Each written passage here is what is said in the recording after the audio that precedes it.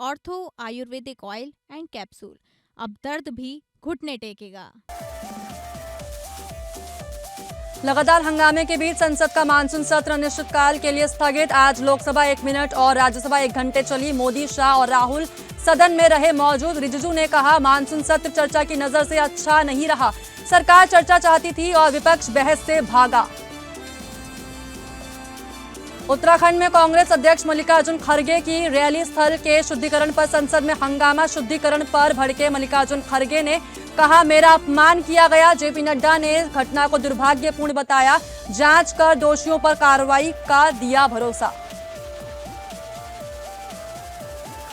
महाराष्ट्र के नांदेड़ में शिरोमणि अकाली दल के अध्यक्ष और पंजाब के पूर्व उप मुख्यमंत्री सुखबीर सिंह बादल पर हमला। गुरुद्वारा में एक निहंग ने उन पर कृपाण से किया हमला। बादल के हाथ पर लगी चोट बचाने की कोशिश में एक पुलिसकर्मी भी घायल। सुखबीर बादल को अस्पताल में कराया गया भर्ती।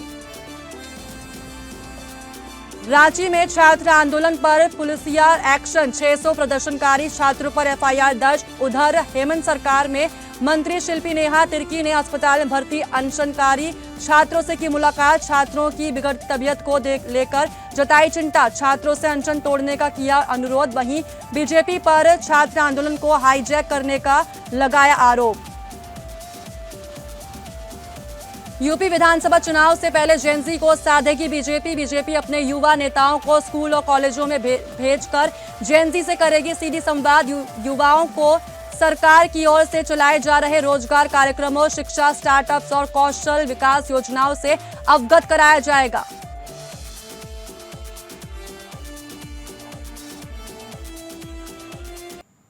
नमस्कार, बहुत स्वागत है आप सभी का। मैं हूं आपके साथ नेहा राज सोनी और आइए रुक करते हैं खबरों का। संसद का मॉनसून सत्र अनिश्चितकाल के लिए स्थगित हो गया। आखिरी दिन लोकसभा की कार्यवाही सिर्फ 1 मिनट चली, जबकि राज्यसभा करीब 1 घंटे चली। लोकसभा में पीएम मोदी, गृह मंत्री अमित शाह और पूरी कैबिनेट, विपक्ष के नेता राहुल गांधी मौजूद रहे। स्पीकर ओम बिरला ने वंदे मातरम गान के बाद सदन की कार्यवाही स्थगित कर दी। वहीं राज्यसभा में आखिरी दिन एमएमडीआर संशोधन बिल पास हुआ। कांग्रेस अध्यक्ष मल्लिकार्जुन खड़गे ने हल्द्वानी में उनके कार्यक्रम के बाद हुए शुद्धिकरण का मुद्दा उठाया। इधर विपक्षी सांसद संसद के बाहर बंदर का खिलौना लेकर पहुंचे और सरकार के खिलाफ प्रदर्शन किया। मॉनसून सत्र में लोकसभा की 19 बैठकें हुई, लेकिन ये करीब 17 घंटे 30 मिनट ही चली, यानी करीब 96 घंटे 30 मिनट कम कार्रवाई हुई। केंद्रीय मंत्री किरेन रिजिजू ने कहा कि मॉनसून सत्र चर्चा की नजर से अच्छा नहीं रहा। पहली बार ऐसा देखा गया है जब सरकार संसद में चर्चा चाहती है और विपक्ष बहस से भाग रहा है। लोकसभा में गुरुवार को कार्रवाई शुरू होते ही वंदे मातरम का गान हुआ। इसके बाद कार्यवाही अनिश्चितकाल के लिए स्थगित कर दी गई।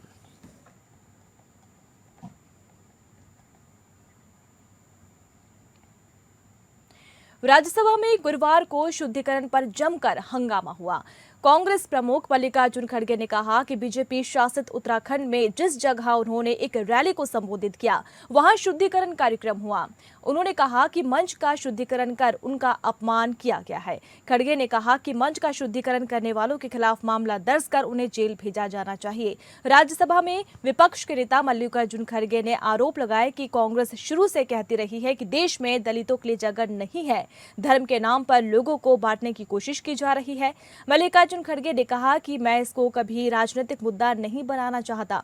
मैं एक दलित हूं, लेकिन मैंने कभी किसी के सामने ये कहकर मदद या अपनी रक्षा की गुहार नहीं लगाई। मेरे अंदर लड़ने की शक्ति है और मैं लड़ता हूं, लेकिन आप मुझे अछूत समझकर शुद्धिकरण करके मेरा अपमान करते हैं, ये बहुत दुखद है। वहीं केंद्रीय मंत्री जेपी नड्डा ने इस घटना को दुर्भाग्यपूर्ण बताया और कहा कि बीजेपी ऐसी गतिविधियों का समर्थन नहीं करती।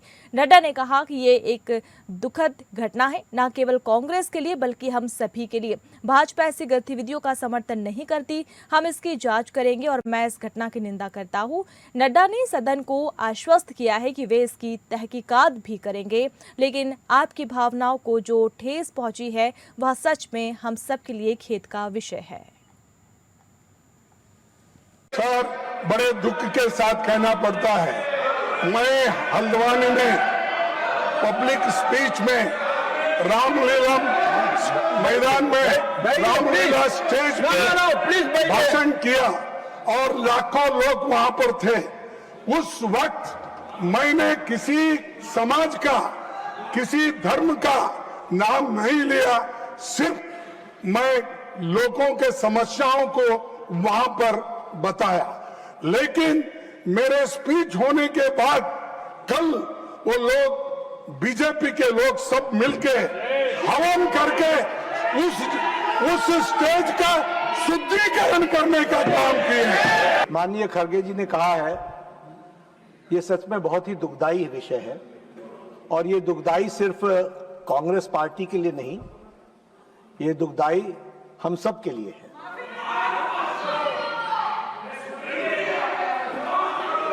बीजेपी, क्योंकि खड़गे साहब ने कहा कि बीजेपी के लोग थे, मैं स्पष्ट करना चाहता हूं, यहां राष्ट्रीय अध्यक्ष जी भी बैठे हैं और मैं भी पूर्व राष्ट्रीय अध्यक्ष रहा हूं। BJP does not subscribe to such activities, never. लेकिन आपने कहा है, हम इसकी तहकीकात भी करेंगे। महाराष्ट्र के नांदेड़ में शिरोमणि अकाली दल के अध्यक्ष और पंजाब के पूर्व उप मुख्यमंत्री सुखबीर सिंह बादल पर हमला हुआ। पुलिस ने बताया कि गुरुद्वारा माता साहिब कौर में एक निहंग ने उन पर कृपान से हमला किया। बादल के हाथ पर चोट लगी है। उनकी सुरक्षा में तैनात एक पुलिसकर्मी भी घायल हुआ है। सुखबीर सिंह बादल परिवार के साथ नांदेड़ गुरुद्वारा में माथा टेकने गए थे। सुखबीर बादल को यशोसाई अस्पताल में भर्ती कराया गया है।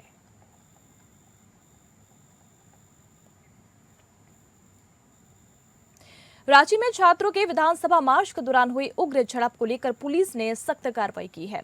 पुलिस ने कुल 600 प्रदर्शनकारियों के खिलाफ प्राथमिकी दर्ज की है, जिसमें 100 नामजद और 500 अज्ञात छात्र और अन्य प्रदर्शनकारी शामिल है। पुलिस से मिली जानकारी के मुताबिक दर्ज एफआईआर में आंदोलन का नेतृत्व कर रहे 100 प्रमुख प्रदर्शनकारियों को नामजद किया गया है। इसके अलावा 500 अज्ञात छात्रों और अन्य उपद्रवियों को आरोपी बनाया गया है। हालांकि अब रांची के एसएसपी ने एफआईआर की बात खारिज कर दी है। एसएसपी राकेश रंजन ने कहा कि किसी के नाम से एफआईआर दर्ज नहीं कराई गई है, लेकिन हमने विधानसभा के पास हिंसा और हंगामा करने में शामिल करीब 500 अज्ञात लोगों के खिलाफ मामला दर्ज किया है। बता दें कि 10 अगस्त को जेपीएससी और जेएसएससी भर्ती परीक्षाओं में अनियमितताओं के विरोध में छात्रों ने विधानसभा घेराव का आह्वान किया था। इस दौरान जब प्रदर्शनकारियों ने सुरक्षा तोड़ा और घेरा तोड़कर आगे बढ़ने की कोशिश की तो पुलिस के साथ भारी तीखी झड़प हुई थी। भीड़ को नियंत्रित करने के लिए पुलिस को लाठीचार्ज, वाटर कैनन और आंसू गैस के गोलों का प्रयोग करना पड़ा था। वहीं छात्र अपनी मांगों को लेकर अभी भी अड़े हुए हैं और छात्रों का आंदोलन रांची के जयपाल मुंडा स्टेडियम में जारी है। इस मुद्दे को लेकर सरकार और छात्र प्रतिनिधियों के बीच कई दौर की लंबी वार्ता हो चुकी है, लेकिन जेएसएससी सीजीएल परीक्षा और नियुक्ति प्रक्रिया को लेकर अब तक कोई सहमति नहीं बन पाई है। सरकार का दावा है कि छात्रों का 98% मांगों को स्वीकार कर लिया गया है, लेकिन कुछ प्रमुख मुद्दों पर अब भी गतिरोध बना हुआ है। वहीं प्रदर्शनकारियों का कहना है कि उनकी मांगे अभी भी नहीं मानी गई है।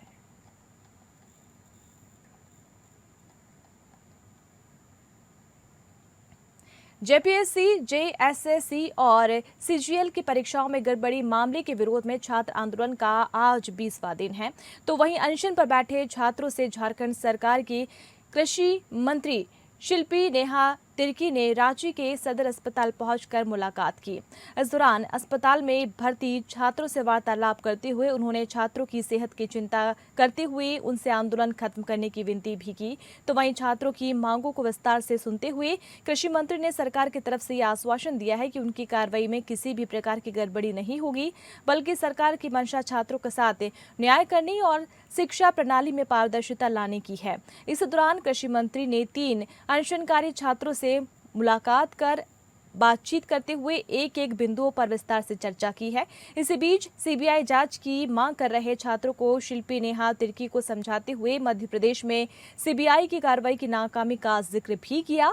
साथ ही उन्होंने छात्रों से राजनीतिक मंसूबों से बचने की अपील भी की। और इसी बीच मीडिया से बातचीत में कृषि मंत्री ने छात्रों के डेलीगेशन में इसमें शामिल नहीं होने पर सवाल उठाते हुए बताया कि वे खुद मुख्यमंत्री के समक्ष इनकी स्थिति से जुड़ी पूरी जानकारी देंगी।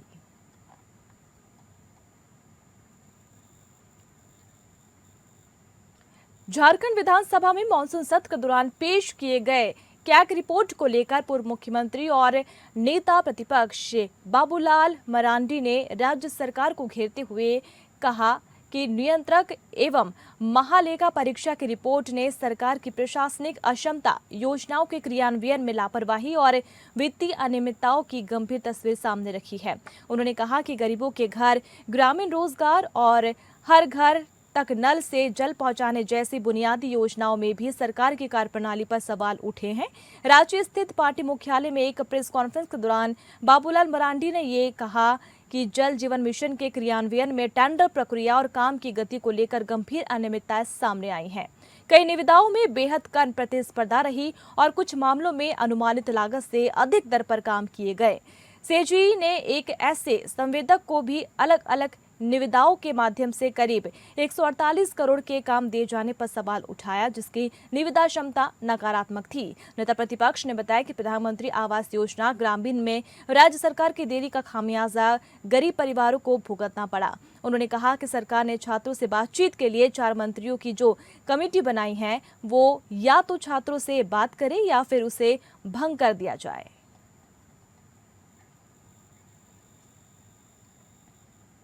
झारखंड के देवघर दौरे पर पहुंचे पूर्व केंद्रीय मंत्री और बीजेपी के वरिष्ठ नेता अश्विनी कुमार चौबे ने रांची में चल रहे छात्र विरोध प्रदर्शन को लेकर हेमंत सरकार पर जमकर निशाना साधा। अश्विनी चौबे ने कहा कि जिन छात्रों के दम पर राज्य के विकास की कल्पना की जाती है, हेमंत सरकार उन्हीं छात्रों के विकास को रोकने का काम कर रही है। उन्होंने कांग्रेस और विपक्ष पर भी सवाल उठाते हुए कहा कि दिल्ली में जब छात्र आंदोलन कर रहे थे तब कांग्रेस छात्रों को उकसाने में लगी थी, लेकिन झारखंड के छात्रों के आंदोलन पर कांग्रेस चुप क्यों? अश्विनी चौबे ने कहा कि बीजेपी झारखंड के छात्रों के साथ खड़ी है। उन्होंने छात्र प्रदर्शन के दौरान सरकार की कार्रवाई को बर्बरतापूर्ण और कायराना हरकत भी बताया। अत्यंत ही दुर्भाग्यपूर्ण है। जिन मुद्दों को लेकर के झारखंड के छात्र और आम कहा जाए युवा शक्ति जो नई पीढ़ी है वो आंदोलित है। मुझे लग रहा है कि उनके जो मुद्दे हैं वो साफ है। कोई सरकार से इस्तीफे की मांग वो नहीं कर रही, वो तो कह रही कमीशन में किस प्रकार से धांधली हुई झारखंड के सर्विस कमीशन में, उसकी जांच होनी चाहिए और उसकी जांच सीबीआई से मांग कर रहे हैं। तो फिर सरकार को जांच में आज क्या है? क्योंकि झारखंड के ही पार्टी के लोग उनके कमीशन में पदाधिकारी हैं, मेंबर हैं। विधानसभा चुनाव से पहले जेन ज़ी यानी देश की युवा शक्ति को साधने के लिए प्रदेश भाजपा ने जमीनी स्तर पर उतरने की एक बेहद मजबूत रणनीति तैयार की है। नई पीढ़ी के युवाओं के बीच अपनी पैठ मजबूत करने के उद्देश्य से भाजपा की युवा टोली सीधे स्कूल और कॉलेजों में दस्तक देगी। माना जा रहा है कि दिल्ली के जंतर मंतर पर हाल ही में हुए जेन ज़ी आंदोलन के असर को देखते हुए भाजपा ने ये कदम उठाया है। अब बीजेपी अपने युवा नेताओं को सीधे शैक्षणिक संस्थाओं में युवाओं से संवाद करने के लिए मैदान में उतारेगी। सूत्रों के अनुसार इस अभियान के तहत प्रत्येक विधानसभा क्षेत्र से 10-10 सक्रिय युवाओं की विशेष टीमों का गठन किया जाएगा। इन टीमों का मुख्य लक्ष्य स्कूल कॉलेज के छात्रों तक पहुंच बनाकर उनकी समस्याएं, अपेक्षाएं, सरकार के प्रति उनकी राय जानना होगा। युवाओं को सरकार की ओर से चलाए जा रहे रोजगार कार्यक्रमों, शिक्षा, स्टार्टअप्स और कौशल विकास योजनाओं से अवगत कराया जाएगा। ये टोली केवल उपलब्धियां नहीं गिनाएगी बल्कि विपक्ष के भ्रामक प्रचार का भी तथ्यों और आंकड़ों के आधार पर करारा जवाब देगी। सोशल मीडिया पर चल रहे नेगेटिव नैरेटिव को काटने के लिए तथ्य आधारित पक्ष युवाओं के सामने रखे जाएंगे। भाजपा की इस नई रणनीति का सबसे अहम हिस्सा सीधा संवाद है। पार्टी का मानना है कि आज का जेन ज़ी वर्ग पारंपरिक राजनीति के बजाय तर्कों और सीधे जवाबों पर भरोसा करता है, क्योंकि ये पीढ़ी डिजिटल प्लेटफॉर्म्स पर सबसे ज्यादा सक्रिय है और इसीलिए पार्टी अब सीधे उनकी भाषा और उनके बीच पहुंचकर अपने विचारों को मजबूती से रखेगी। हमारी केंद्र की सरकार और हमारी प्रदेश की सरकार, पूरी भारतीय जनता पार्टी अपने देश के, अपने प्रदेश के छात्रों, युवाओं के साथ खड़े हैं और उनके हित के लिए जो भी कानून कठिन से कठिन बनाना पड़ेगा, आदरणीय प्रधानमंत्री जी ने अपने वक्तव्य में बार-बार दोहराया है। यूपी के अंदर बहुत शीघ्र युवा नीति लेकर के आ रहे हैं।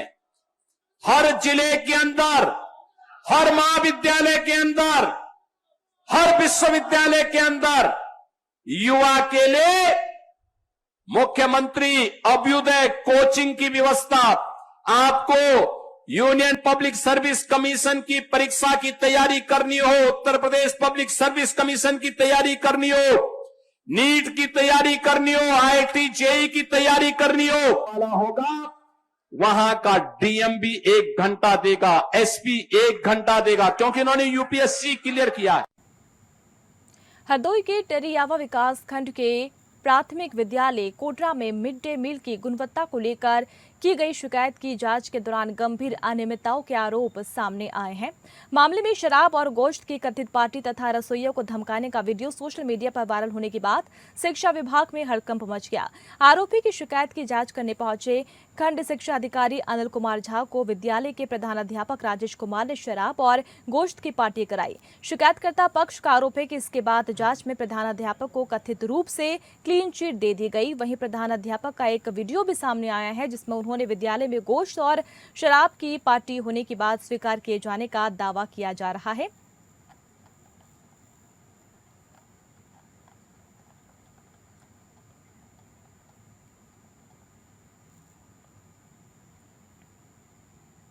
अमरावती मेलघाट के धारनी तालुका स्थित डोमा आदिवासी आश्रमशाला में छात्राओं को भूत बाधा होने की अफवाह से हड़कंप मच गया है।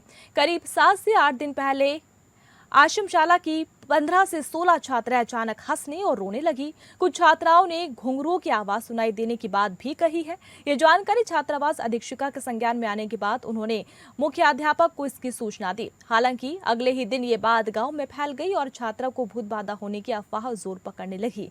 इससे भयभीत होकर 300 से अधिक छात्राएं छात्रावास छोड़कर अपने अपने गाँव चली गई। इसमें एकताई गाँव की छात्राओं की संख्या सबसे अधिक बताई जा रही है। इस बीच स्वास्थ्य विभाग की टीम आश्रमशाला पहुंची है। चिकित्सा अधिकारियों के अनुसार ये मामला भूत बाधा का नहीं बल्कि हिस्टेरिया से संबंधित मानसिक अवस्था का हो सकता है। छात्राओं और उनके अभिभावकों की काउंसलिंग की जा रही है। अंधाश्रम निर्मूलन समिति की नंदिनी जाधव और डॉक्टर देशमुख ने भी छात्राओं का समुपदेशन किया। छात्राओं के मन से डर दूर कर उन्हें दोबारा आश्रमशाला में लाने का प्रयास जारी है। मुख्याध्यापक चौधरी ने बताया कि स्थिति सामान्य करने के लिए प्रशासन की ओर से लगातार प्रयास किए जा रहे हैं।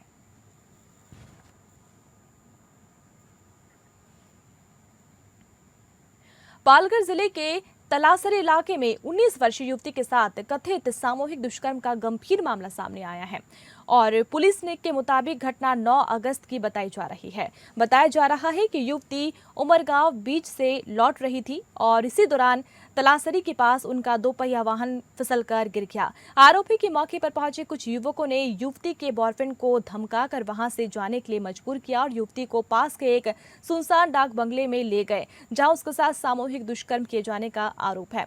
शिकायत के बाद तलासरी पुलिस ने जांच शुरू की और अब तक 4 आरोपियों को गिरफ्तार किया गया है जबकि 2 अन्य आरोपी फरार बताए जा रहे हैं। पुलिस गिरफ्तार आरोपियों से पूछताछ कर रही है। वहीं पुलिस युवती के बॉयफ्रेंड की भूमिका की भी जांच कर रही है। पुलिस के अनुसार आरोपियों और बॉयफ्रेंड के बीच पहले से परिचय होने की बात सामने आई है।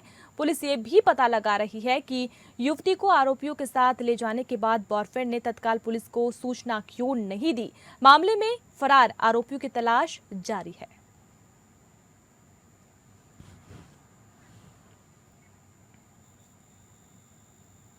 पश्चिम एशिया लंबे समय से अस्थिर चल रहा है और जब अमेरिका और ईरान के बीच शांति हुई है तो युद्ध का एक नया मोर्चा खुलता दिख रहा है। दरअसल यमन के हुती विद्रोहियों ने सऊदी के कई ठिकानों पर हमले किए हैं। यमन के हुती विद्रोहियों ने सऊदी जहाजों को निशाना बनाया है जिससे पश्चिम एशिया के हालात फिर से बिगड़ने का खतरा पैदा हो गया है। हुती विद्रोहियों ने बुधवार को लाल सागर में एक सैन्य परिवहन पोत पर हमला किया और सऊदी समर्थित ठिकानों पर भी हमले किए। हुती विद्रोहियों के सैन्य प्रवक्ता ने एक बयान में कहा कि विद्रोही समूह ने मोर्चा और मारिब क्षेत्रों में सऊदी अरब के सैन्य ठिकानों पर हमले किए हैं। इस दौरान हथियार डिपो और कमान केंद्रों को ब्लिस्टिंग मिसाइलों और ड्रोन से निशाना बनाया गया है। हमले सटीक थे और इनमें सऊदी नागरिकों समेत दर्जनों लोग हताहत हुए। यमन का युद्ध फिर भड़कने की कगार पर है। हुतियों ने सऊदी अरब के खिलाफ समुद्री नाकेबंदी का ऐलान कर दिया है। वहीं सऊदी अरब ने भी बीते दिनों यमन में हुती विद्रोहियों के ठिकानों पर हमले किए थे। हुती विद्रोही ईरान समर्थित है और उनका सऊदी के साथ विवाद है।